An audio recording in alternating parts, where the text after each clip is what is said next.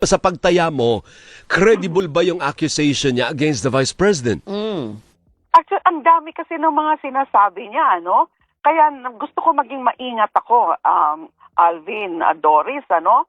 Kasi hindi pwede na ang mga ganon kabigat, ganon kaseryoso, lalo na yung mga pagdi-deliver, di umano ng mga malalaking mga pera, cash, mga sa duffel bag, saka sa mga ng mga sasakyan, ganon, at linalagay lang niya na meron pa sa mall, and then meron pa even sa premises ng Office of the Ombudsman, and then isa pa sa isang subdivision, and then yung mga may tawag din daw sa kanya yung dating Pangulo, si PRRD, and then tawag din sa kanya mismo si VP Sara, tawag sa kanya ni Colonel Nolasco, yung dating head, yung commander ng yung Vice President First Security and Protection Services Group na defunct na ngayon kasi siya daw ang nag-recommend kay VP Sara.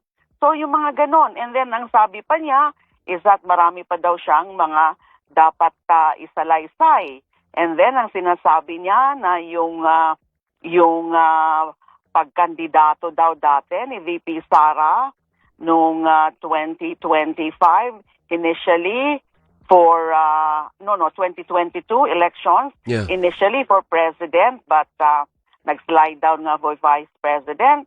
Ang nagpondo daw are from POGO funds and even from drug money. POGO money and drug money. So matitindi, mga seryoso. Pero kung yung mga akusasyon niya. Kung sabi mo na-meet mo, 'di ba, personally, na face-to-face mo, anong assessment mo? May credibility ba o parang hindi ka pa sure sa credibilidad ng kanyang mga pronouncements and accusations?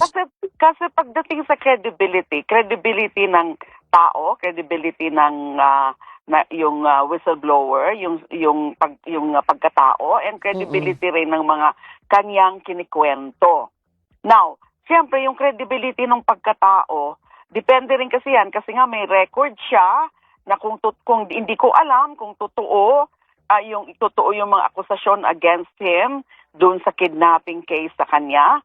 Kasi may record siya. Actually, na-convict siya sa isang kidnapping case dati, matagal na, 1997, sa lower court, pero na-acquit siya sa Supreme Court.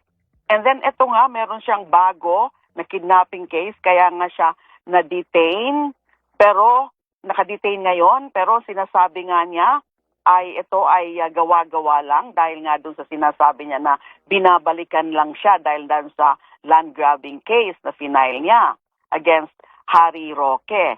So, hindi ko actually kilala siyempre ang pagkatao niya, pero he claims to have extensive experience pagdating sa intel work kasi naging intel officer daw siya.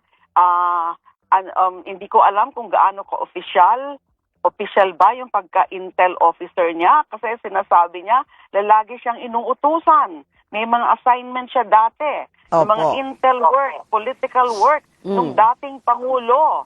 And na siyang nagpakilala sa kanya kay VP Sara, and siya nga daw ang isa sa mga nag-organize nung Inday Sara, yung for president. Okay. You know, Inday, isip, yung isip. So, ma'am, and then, yes, yung mga ganon. Ang dami niyang, so I'm still validating yan, yung mga ganon na